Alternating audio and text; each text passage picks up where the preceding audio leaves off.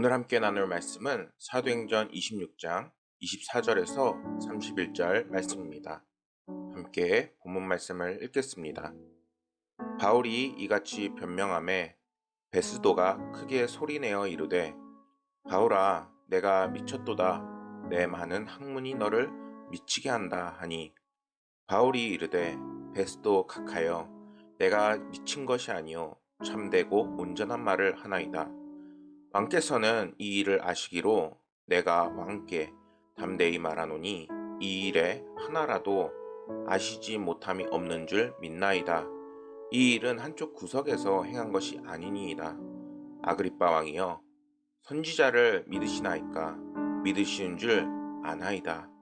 아그리빠가 바울에게 이르되 내가 적은 말로 나를 권하여 그리스도인이 되게 하려 하는도다. 바울이 이르되 말이 적으나 많으나 당신뿐만 아니라 오늘 내 말을 듣는 모든 사람도 다 이렇게 결박된 것 외에는 나와 함께 같이 되기를 하나님께 원하나이다 하니라.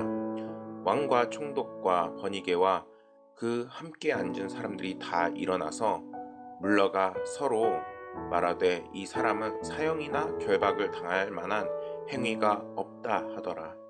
이에 아그리빠가 베스도에게 이르되 이 사람이 만일 가이사에게 상소하지 아니하였더라면 석방될 수 있을 뻔하였다 하니라. 아멘. 사람들이 사도 바울의 복음을 듣자 오히려 기분이 상하게 된 거예요. 자신들의 율법에 맞지 않는다고. 그래서 이제 사도 바울을 이제는 신성모독으로 고소를 하게 돼요. 심지어 이제 다른 때 같으면은 이제 사도 바울 같은 경우에 때려 죽이려고 했을 거예요. 근데 그가 무엇을 갖고 있었느냐? 바로 로마 시민권을 갖고 있었기 때문에 함부로 처벌을 할 수가 없는 상황이었습니다. 그래서 그가 이때 당시에는 유대를 다스리던 벨릭스라는 총독에게 이제는 많은 유대 제사장들 그리고 이를 고소한 사람들이 처벌을 바라며 그에게 데려갔던 것이죠. 그러나 벨릭스는 유대인의 환심도 사고 또 돈에 대한 욕심이 많았기 때문에 그를 바로 재판하거나 그리고 징계하는 것이 아니라 오히려 그 역시도 지금 사도 바울이 죄가 없다는 것을 알고 있었어요. 그렇기 때문에 그를 로마 시민권에 죄도 없어 그리고 그들이 말한다고 해서 그걸 따라줄 이유도 없고 자신은 또 돈에 대한 욕심이 있었기 때문에 바로 이제 사도 바울을 재판을 하는 것이 아니라 오히려 감금하고 시간을 보내게 됩니다. 그 상황 속에서 사도 바울을 불러서 이 벨릭스라는 총독이 뇌물을 요구해요. 뇌물도 요구하고 그리고 그와 이야기를 하는데 이때 사도 바울이 복음을 증거하게 됩니다. 그래서 저는 사실 이 대목에서 좀 기대를 했어요. 그럼 이 권력자가 예수님을 믿고 변화가 됐을까? 그랬더니 변화가 되진 않아요. 너무 아쉽더라고요. 그리고 나서 오히려 성경은 이렇게 말씀합니다. 바울이 의와 절제와 장차오는 심판을 강론하니 벨릭스가 두려워하여 대답하되 지금은 가라 내가 틈이 있으면 너를 부르리라 하고 그가 무엇을 먹었어요? 겁을 먹었어요. 복음을 듣자 이제는 그가 겁을 먹게 됩니다. 그러면서 여전히 놓지 않는 게 있는데 뭐냐? 돈 욕심이에요. 맨 처음에 저는 이 말씀을 보면서 이제 사도 바울이랑 더 얘기하는 게 즐거워서 또 복음에 대해서 궁금해서 글을 불렀나 해서 이제 학자들의 그런 글을 찾아보니까 그건 아니고 지금 그가 사도 바울에게 돈을 달라 해요. 그러면서 뇌물을 요구하면서 반복적으로 부르고 있는 겁니다. 그렇게 사도 바울이 재판이 미뤄지고 차일피일 이제 감금되어 있는 상황인데 그 기간이 어떻게 되냐? 성경을 보면은 무려 2년이라는 시간이 지나가 버리게 됩니다. 여러분들 이게 상상이 되시나요? 만약에 여러분들이 갇혀서 물론 이제 그 사람을 함부로 막 감옥에 갇히거나 그런 게 아니래도 2년이라는 시간을 이제 감금돼서 이렇게 답답하게 있게 되면은 지금 사도 바울은 어디로 가는 상황이었죠? 바로 로마로 가서 이제 복음을 증거해야 하는 상황인데 지금 이렇게 감금되어 있는 상황이에요. 오히려 사도 바울은 이제 하나님의 은혜로 평안하고 또 그 속에서도 사역을 하지만 중요한 것은 일반적으로 생각했을 때 무려 2년이라는 시간이 갇혀있자 정말 어렵고 힘든 시간을 사도 바울이 보내고 있다는 것입니다. 뿐만 아니라 이 인연이 얼마나 길었느냐, 바로 영원할 것 같았던 이 유대 총독이 바뀌어버리게 되는 거예요. 그가 돈을 밝히잖아요. 돈을 밝히니까 오히려 끌려가게 되고 새로운 총독이 오게 됩니다. 그리고 지금의 오늘 말씀의 상황이 되는 거예요. 오늘 말씀에서 그를 밀어뒀던 2년 동안 밀어뒀던 그 재판이 시작이 되면서 사도 바울이 오늘 말씀에서 나누진 않았지만 뭐라고 고백하냐면은 그가 그 많은 사람들 앞에서 당당하게 나는 그리스도의 사람이라 내가 주님을 만났노라 주님의 영광을 보고 내 눈이 다쳤다가 떴노라 이런 고백을 하게 되는 거예요. 그 얘기를 들었던 이 베스도라는 총독이 바로 이렇게 얘기하는 거야. 미쳤다. 너 미쳤어. 아니 지금 이런 상황에서 그런 말이 나와? 이렇게 얘기하고 있다는 것이죠. 그리고 그 당시 오늘 말씀에 나오는 이제 아그리빠라는 왕이 나오는데 이게 앞에 두 글자가 더 붙어요. 누구냐면 헤롯 아그리빠. 유명하죠. 이 아그리빠 2세가 이제는 이제 신임 총독 베스도의 이제 그가 총독으로 임명된 곳에 방문을 하게 되고 함께 이 재판에 참여하게 되는 상황인 겁니다. 두 명의 권력자가 등장하게 되고 이 두 명의 권력자는 손가락 하나만 튕기고 말 한마디만 해도 사도 바울의 목숨을 빼앗을 수 있는 사람들입니다. 지금 그가 이런 위태위태한 상황에서 오히려 겁을 먹기보다는 맨정신으로도 버티기 힘든 이 상황 속에서 오히려 복음을 전하고 당당하게 너희들도 나와 같이 되길 원한다라고 지금 간증을 하고 있는 것이죠. 여러분들, 우리들은 지금 이 모습을 보면서 우리 자신을 돌아볼 수 있어야 돼요. 나는 정말 내가 있는 그곳에서 정말 하나님의 복음을 증거하고 또한 너희도 나처럼 되길 원한다라는 그런 강력한 메시지를 우리 사랑하는 모든 사람들한테 보내고 있는지요. 성경은 그가 이렇게 당당하고 능력 있는 복음의 그 증거를 한 이유를 로마서 14장 8절에서 밝히게 됩니다. 그는 이렇게 얘기해요. 우리가 살아도 주를 위하여 죽어도 주를 위하여 죽나니 그러므로 사나 죽으나 우리가 주의 것이로소이다. 이렇게 고백을 합니다. 뭐라고요? 그가 이제는 나는 주님의 것이라는 거예요. 나의 생명조차도 주님의 것이고 나는 주를 위해 살 것이라고 지금 강력하게 그가 고백하고 있습니다. 그래서 예수 그리스도를 위해서라면은 자신의 생명을 버리면서까지 복음을 증거할 것을 그러한 마음을 품고 있는 것을 그리고 그것을 실천하고 있는 사도 바울을 우리에게 보여주고 있는 겁니다. 지금 그가 누구한테 미쳐 있어요? 그가 바로 예수님한테 미쳐 있는 거예요. 그가 사실 자기가 정상이라고 얘기하지만 그가 말하는 정상의 기준은 예수님한테 미쳐 있느냐라는 거예요. 우리는 과연 예수님한테 정말 미쳐서 살아가고 있나요? 여러분, 요즘 사람들은 많은 것에 흠뻑 취해서 살아가고 있습니다. 아이들은 이제 PC방에 가면은 쉽게 게임을 할 수 있고 핸드폰을 열어도 쉽게 게임을 할 수 있고 다양한 즐길 것들이 있어요. 게임을 아주 심각하게 심취한 사람들은 이제는 게임과 현실을 구별 못하는 사람이 나올 수도 있어요. 그렇게 되면 어떻게 되나요? 현실을 게임이라 착각하고 사고를 일으키게 되는 겁니다. 또한 성인들 역시 마찬가지입니다. 우리들은 다양한 것에 심취할 수 있어요. 만일 성인이 엉뚱한 것에 심취해서 때로는 도박에, 마약에, 여자에 다양한 우리를 망치는 것들에 대해서 심취하게 되면 어떻게 되나요? 만약에 마약에 빠지게 되면은 요즘 펜타닐 사건을 기억하시죠? 막 시체가 막 서 있는 거리가 되는 거예요. 도박에 빠지면 어떻게 돼요? 가정이 풍비박산이 나게 되는 거예요. 인생이 망가지고 나만 망가지는 것이 아니라 가정이 망가지고 이제는 그것이 확산이 되면은 나라와 민족이 어려움을 겪게 되는 겁니다. 그 외에도 우리의 삶을 망가뜨리는 것들은 주변에 얼마든지 있어요. 단순히 우리가 일만 해도 일 중독이 되어지면은 정말 삶에서 많은 것들을 놓치게 돼요. 그리고 나서 후회를 하게 되죠. 그런데 오늘 말씀에서 사도 바울은 우리에게 어떤 모습을 보여주고 있느냐? 그가 예수님한테 미쳐있는 것을 보여주고 있는 거예요. 예수님한테 흠뻑 취해 있는 거예요. 근데 그는 지금 어때요? 그는 정말 하나님한테 복을 받고 끝까지 전도자의 삶을 살고 하나님한테 넘치는 축복을 받게 돼요. 이 세상에서 우리가 한없이 취해도 아무런 오히려 축복을 받는 그러한 비결은 바로 예수님한테 취하는 거예요. 세상에 술에 취하고 다양한 것들에 취하는 것들이 많아요.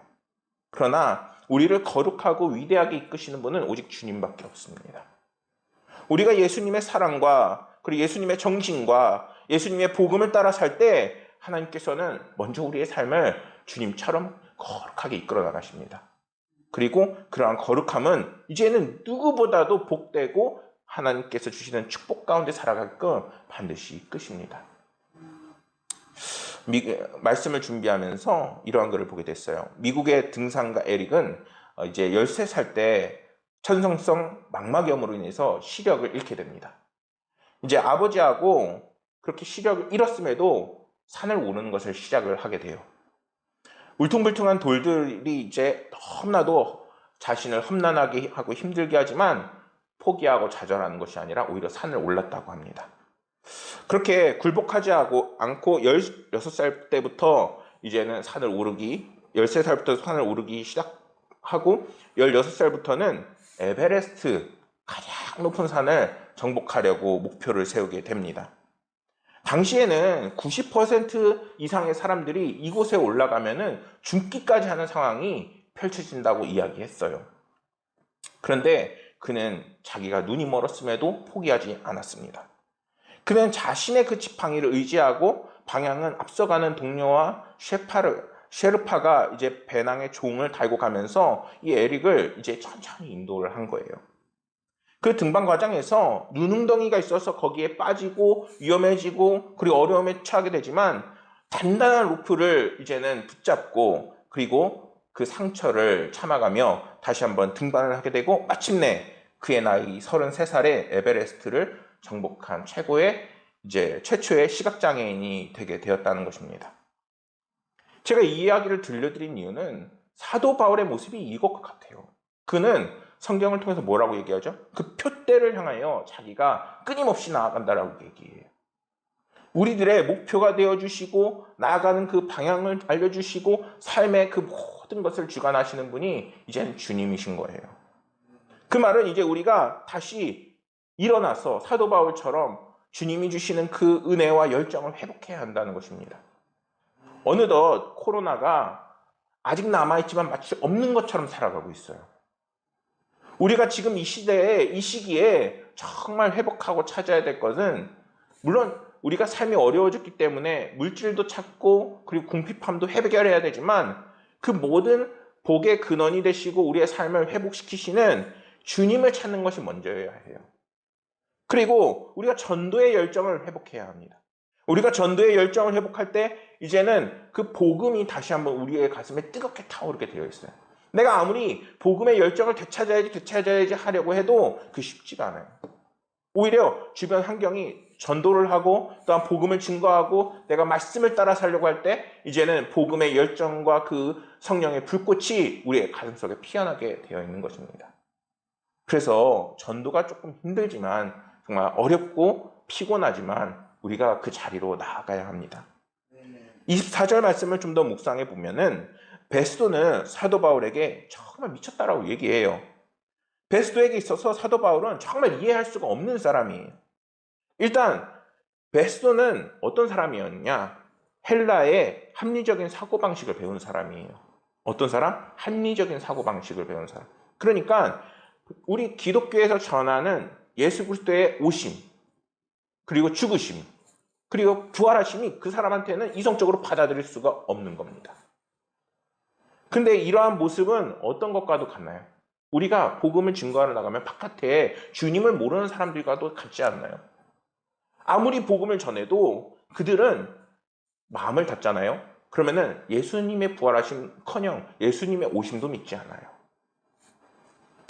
이러한 모습이 우리가 이제는 영적 시각이 열린 사람들 입장에서 그들을 이제는 긍휼하게 바라볼 수 있어야 합니다. 베스도의 이러한 반응은 오늘날 성도들을 향해서 이제는 우리들의 모습이 그들과 같다라고 성경이 얘기하고 있는 거예요. 세상 사람들이 영적인 시각이 없기 때문에 복음을 증거하고 전도하는 사람들이 오히려 환자하고 미친 사람으로 취급하고 있는 것입니다. 그렇기 때문에 우리는 이제는 그들을 향해서 긍휼한 마음을 가질 수 있어야 되는 겁니다. 그들은 주님을 모르는구나. 주님은 이제는 우리를 통해서 저들에게 복음을 전하게 하려 하시는 겁니다. 여러분, 이제는 우리를 보시며 안타까워하시며 우리에게 복음을 주신 주님을 기억해 봅시다. 그럴 때 주님께서는 우리 역시 저들을 보면서 긍휼함을 갖고 복음을 증거하게 하시는 겁니다. 그럴 때 하나님께서는 우리가 복음을 전함을 통해서 반드시 열매를 맺게 하십니다. 26절 말씀에서 사도 바울은 왕께 이 일을 아신다라고 분명하게 이야기합니다. 언뜻 보면은 베스도보다 이제 높은 아그리빠 왕에게 얘기한 상황 같지만 이 말씀은 이제 오히려 옆에 있는 베스도 각하라고 얘기하면서 그에게 이야기하고 있는 거예요. 그러면서 이제 그에게 얘기하지만 이제 아그리빠 왕을 높이고 있는 상황입니다. 특히 이 자리에서 함께하고 있는 아그리빠는 당대 최고의 권력자예요. 어떤 사람이냐면은 이때 당시에는 이스라엘이 식민지 상황이었어요. 로마 식민지. 그들에게 가장 큰 명예고 권력이 무엇이냐? 대제사장이 되는 겁니다. 그들에게는 율법을 강의할, 가르칠 랍비의 그 자격이 있는 거잖아요. 근데 그가 이제는 그들이 자신들의 최고의 그 권력을 가지고 누구한테 임명을 받아야 되느냐? 바로 이 사람한테 임명을 받아야 돼요. 뿐만 아니라 학자들은 그가 이제는 성전 보호자의 그 역할을 가지고 있어서 지금 아그리빠가 이제 구약 성경에 대해서도 잘 알고 있었음을 이야기합니다. 이 말은 사도 바울이 그 앞에서 담대하게 예수 그리스도를 증거하고 이야기할 수 있었던 까닭은 이제는 이 최고의 권력자인 그가 아그리빠가 예수님을 이제는 성경에 비추어 보아 아무 잘못이 없다는 거예요. 또한 아그리빠 왕에게 또 당당하게 이렇게 얘기해요. 한쪽 구석에서 행한 것이 없다. 무엇이에요? 숨겨 산 것이 없다라는 거예요. 우리가 창피하게 뒤에서 꿍꿍이 가지고 꾸민 일이 없다라는 거예요. 그리고 그것을 27절 말씀을 보면 이렇게 이야기합니다. 아그리빠 왕이여 선지자를 믿으시나이까? 믿으시는 줄 아나이다. 이렇게 성경은 얘기하고 있습니다. 이 말씀이 정말 중요해요. 왜 중요하냐면은 이 말씀을 통해서 지금 사도 바울이 이 사람한테 긍정을 끌어내려고 얘기를 던진 거예요. 그러니까 만약에 이 사람에서 내가 선지자를 믿는다라고 하면은 지금 모든 것을 인정하게 돼버리는 거예요. 예수님이 오신 것도 그 구약 성경에 합당한 것도 자기가 그리스도인이라는 것도 다 합당하게 돼요. 여기에 넘어왔어야 되는데 너무 아쉽더라고요. 근데 28절 말씀을 보면은 그가 딱 거절하고 선을 나누는 것을 볼 수 있습니다. 그는 복음과 교회 자신에 대해서 분명한 선을 긋고 이러한 아그리빠의 태도는 사도 바울이 전하는 복음의 설득이나 옳고 그름을 떠나서 자신은 그리스도인이 아니라라고 얘기하고 있는 것입니다. 우리는 이러한 아그리빠 왕의 선긋는 태도를 통해서 정말 그리스도인은 무엇인가라고 생각해 볼 수 있습니다. 그리고 정의 내릴 수 있죠.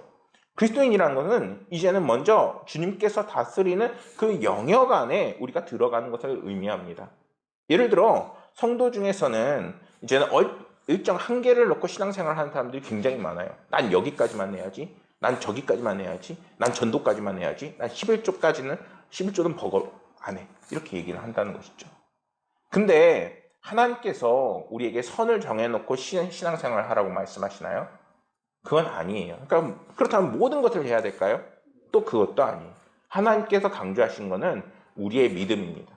우리의 믿음을 이제는 믿음을 따라서 우리가 주님을 따라 이제 사도 바울의 믿음이 지금 오늘 말씀에서 그래서 얼마나 큰지를 보여주고 있는 거예요. 그는 자신의 생명을 버리면서까지 자신이 주님을 사랑한다라고 얘기하고 있는 것입니다. 다음으로 그리스도인은 주님을 내 삶의 모든 영역 안에 모셔서 드리는 것을 의미합니다. 예를 들어 누가복음 5장 4절 말씀을 보면 이렇게 말씀하는데 말씀을 마치시고 시몬에게 이르시되 깊은 데로 가서 그물을 내리고 고기를 잡으라. 주님께서 베드로에게 이렇게 말씀하세요. 근데 이 뒤인 말씀이 놀라워요. 그냥 베드로는 아무 이야기 않고 그냥 그대로 시키는 대로 해요. 성경은 이것을 강조하고 있어요. 그 말이 무엇이냐? 주님께서 말씀하신 그대로 한다는 거예요.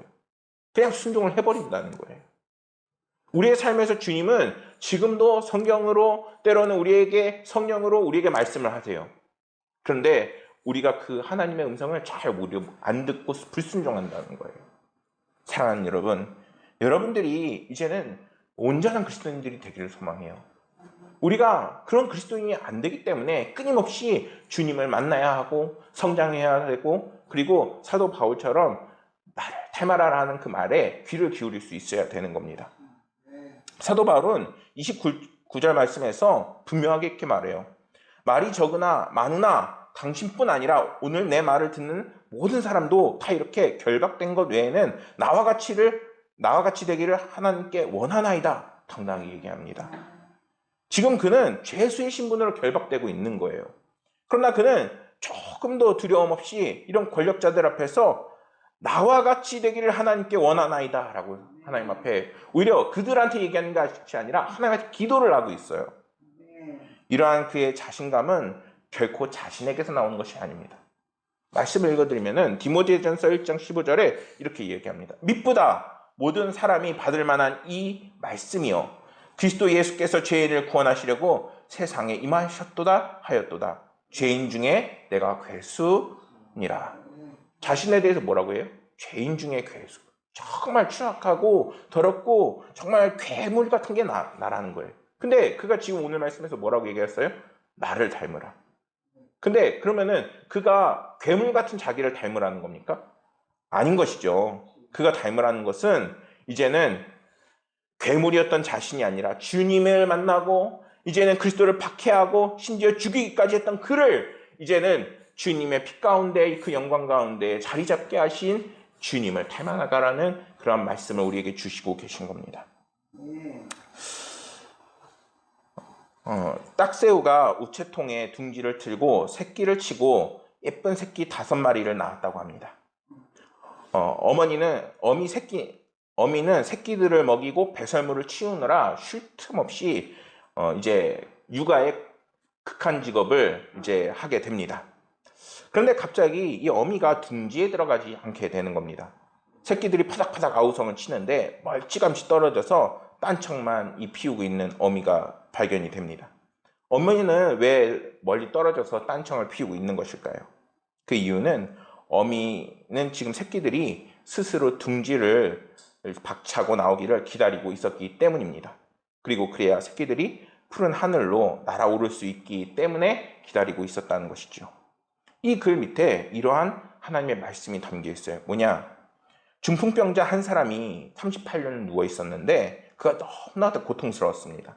그러자 예수님께서 그를 보면서 뭐라고 말씀하셨느냐?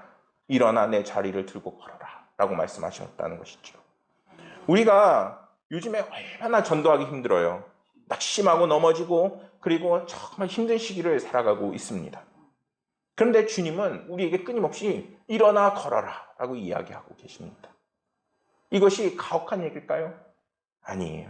지금 사도 바울이 하나님이요 정말 나를 닮기 원합니다 라고 얘기하는 것은 내가 아닌 거예요. 주님이 주시는 그 힘과 능력으로 일어서고 만나고 함께하길 원하는 거예요. 완고했던 사람들이 이제는 주님을 만나게 되면 변하게 되어 있습니다. 내 생각과 내 가치관으로 살아가던 사람들은 주님을 온전히 접하게 되면 반드시 변하게 되어 있습니다. 주님의 얼굴을 밟고 지나가라 해도 안 지나갑니다. 하나님께서 역사하시면 이제는 성령 충만의 놀라운 은혜가 무엇이든지 깨닫게 되는 겁니다. 사랑하는 여러분, 이제는 복음을 따라 사시기를 소망합니다. 그리고 복음을 증거하는 삶이 되시기를 소망해요. 그럴 때 우리 속에 여전히 남아있는 그 완고함 역시 하나님께서는 반드시 만지시고 변화시키십니다. 하나님께서 사도 바울을 통해 어디서든 복음을 증거하신 것처럼 이제 여러분들의 삶의 곳곳에서 복음이 증거되고 복음이 뽑히고 이제는 주님의 은혜와 사랑이 성령 충만의 역사가 일어나기를 간절히 소망하겠습니다. 기도하시겠습니다. 아버지 하나님, 오늘 주님께서 사도 바울을 통해서 정말 주님과 같이 되기를 원한다고, 또한 사도 바울은 이제는 주님을 믿는 자신과 같이 되기를 원한다고 하는 그러한 기도를 듣게 되었습니다. 아버지 하나님이여, 우리들의 연약함을 이제는 주님 앞에 내려놓사오니 주님께서 주시는 그 은혜를 받아 누리고 더욱더 주님을 따라 주님을 닮아나가는 저희들의 삶과 또한 가정과 교회와 민족이 되게 하여 주시옵소서. 주 아버지 하나님께서 그것을 통해서 우리의 모든 삶을 책임지실 것을 믿습니다. 아버지 하나님께서 우리 성도들 어떤 상황 속에서도 함께 하시고 주님을 닮아나가도록 이끄실 것을 믿으며 모든 말씀 못 우리 구주 예수 그리스도 이름으로 기도드렸습니다.